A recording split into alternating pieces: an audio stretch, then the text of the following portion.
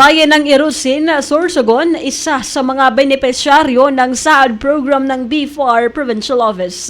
Ang buong detalye ng balita nasa linya, ang aming baby. Baby ng wow. Nagabaw Patrol number 1, Rax Marianito. Bicol Network News Report!